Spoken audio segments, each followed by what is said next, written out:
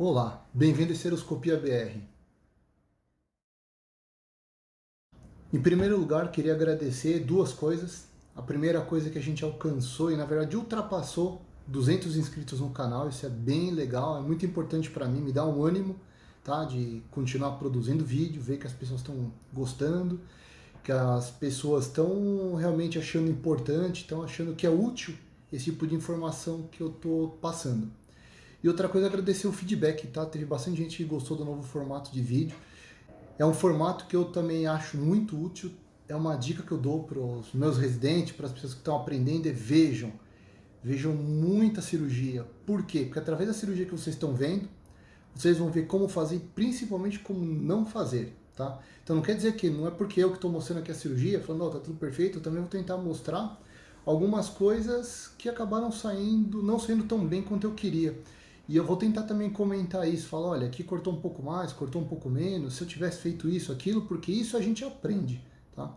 E eu espero que não só com meus acertos, mas às vezes com os meus erros, vocês consigam crescer, tá? E eu vou também, porque na hora que eu vejo e falo, poxa, se eu tivesse cortado um pouquinho a mais, um pouquinho a menos, talvez eu tivesse gastado um pouco menos de soro e tal, a gente vai aprendendo e vai crescendo junto, tá?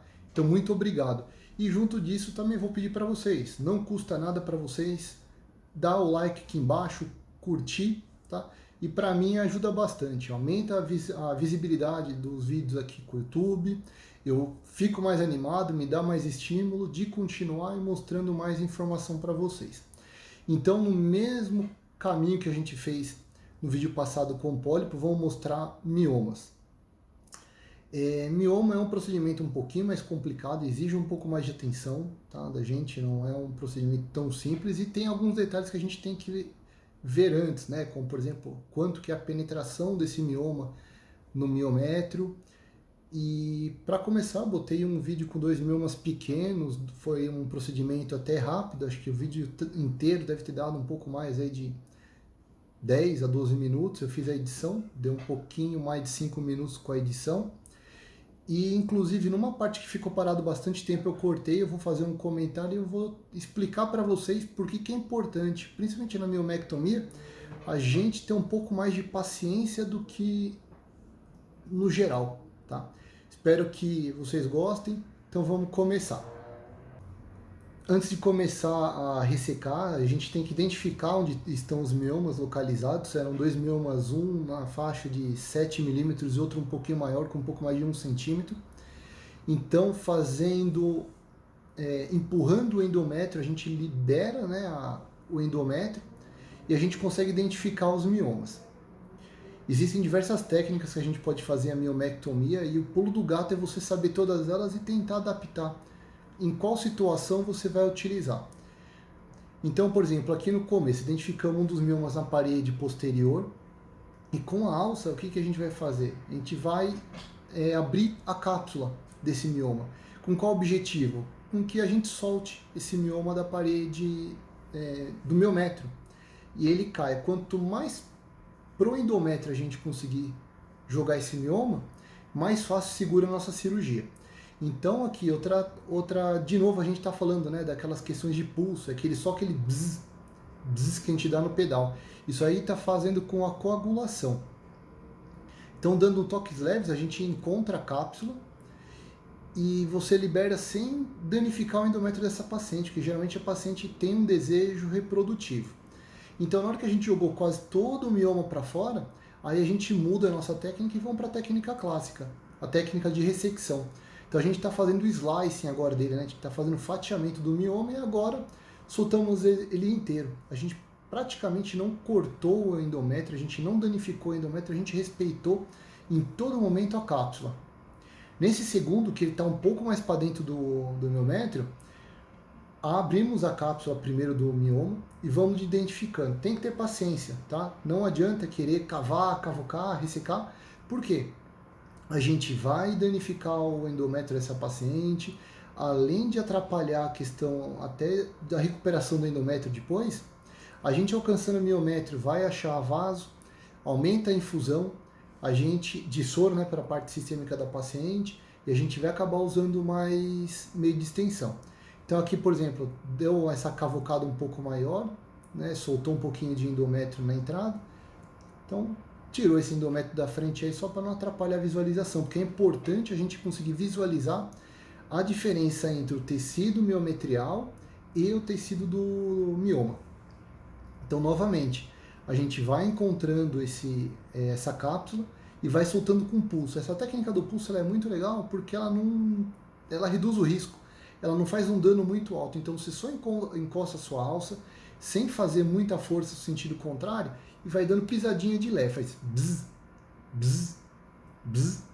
E com isso você vai soltando a cápsula, tá? Agora é a outra técnica. Agora a gente vai dar uma parada aqui para explicar um negocinho. Essa parada que foi feita agora foi uma parada proposital. Eu meio que cansei, eu achei que estava muito para baixo ainda esse mioma, ele estava muito encravado no miométrio. Então o que eu resolvi fazer?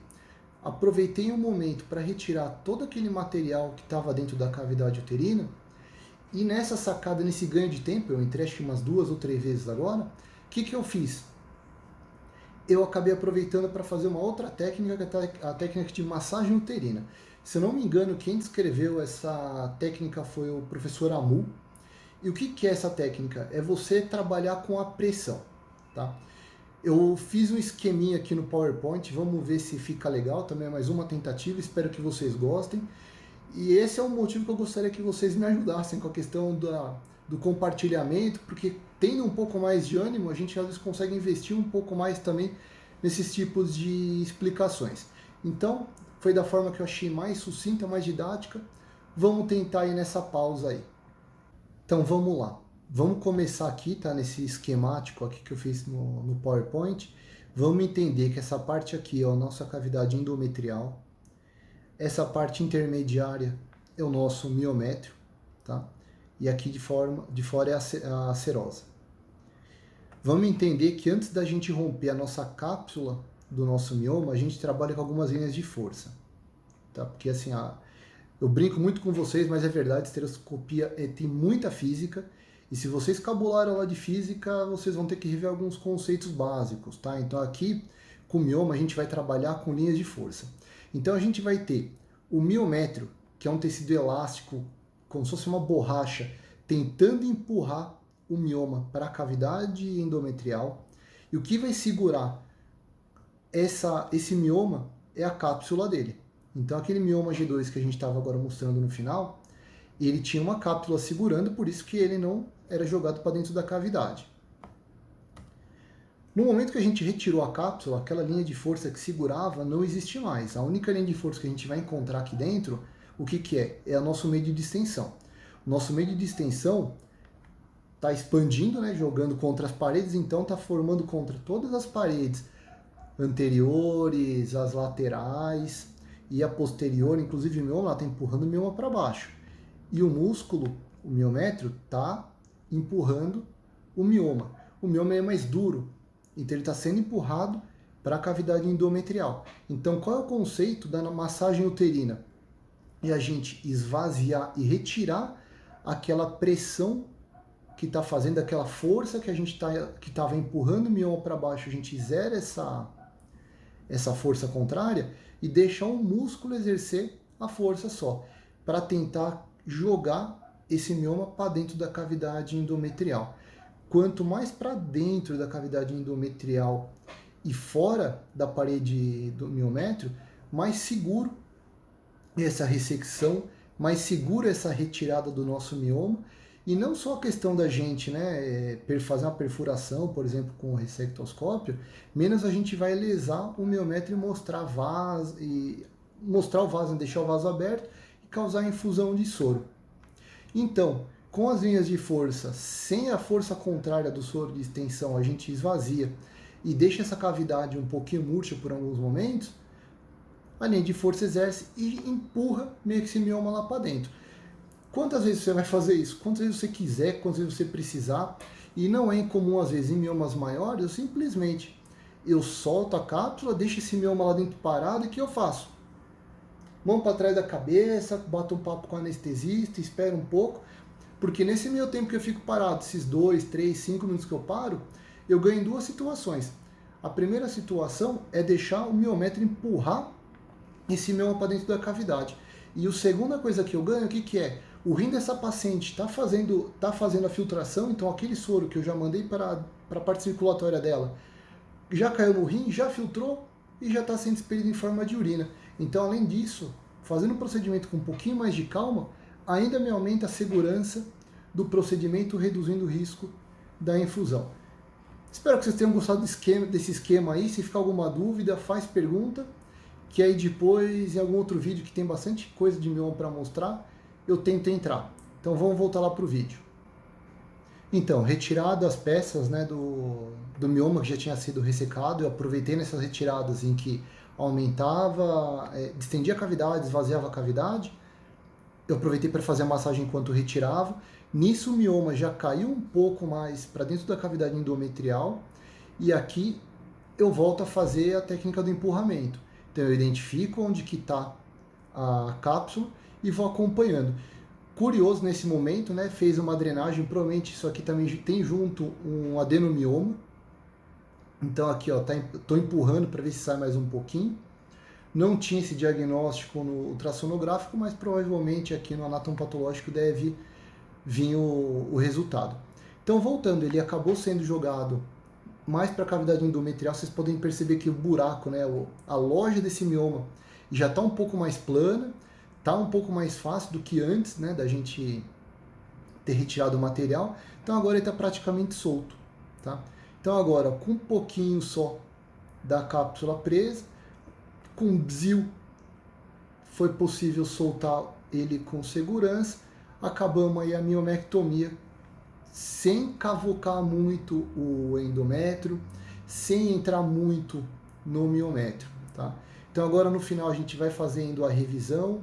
São poucos vasos que estão abertos, né? Porque é só o vaso que estava irrigando o mioma, a cápsula foi preservada.